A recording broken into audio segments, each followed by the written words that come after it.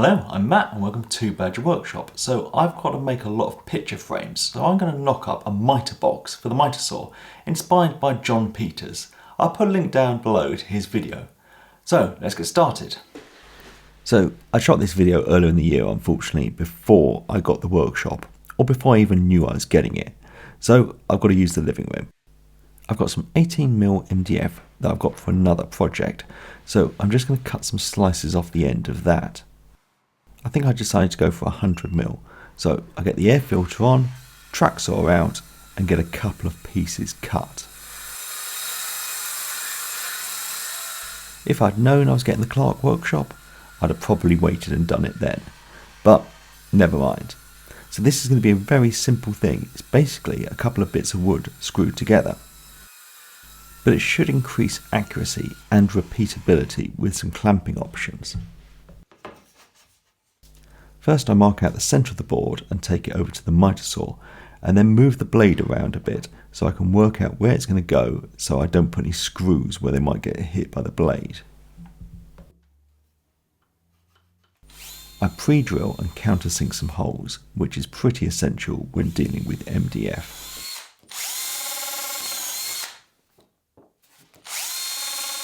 To help with the glue up, I get the first piece in the vise and have it flush with the tabletop. Then the second piece can then be rested on the table while I get some glue applied and get it screwed together.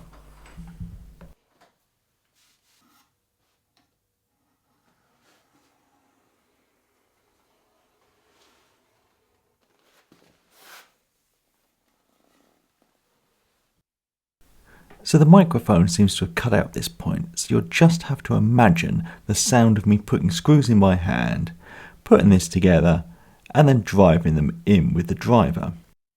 I did think about making drill sounds, but I'll spare you that.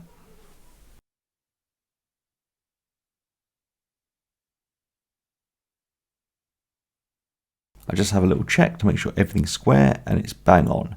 Then I can get it mounted to the Mitre saw. So I get it centred on there, and then on the back of the fence there's some screw holes, which you'll find on most Mitre saws. So I can get some screws driven in.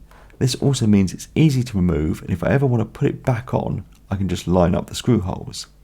Now I want to set the depth stop or the trenching feature so I don't cut down all the way through this.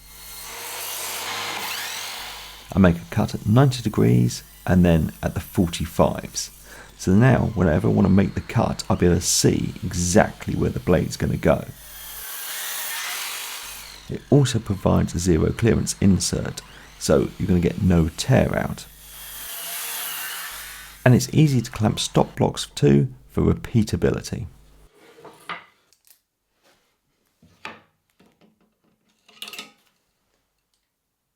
So that's it all done. Pretty simple, two bits of sheet material screwed together, but it means you've got zero insert for when you're cutting mitres, you've got something to line them up perfect to, you've got clamping positions for shorter bits, and I think it's just going to make making picture frames so much easier.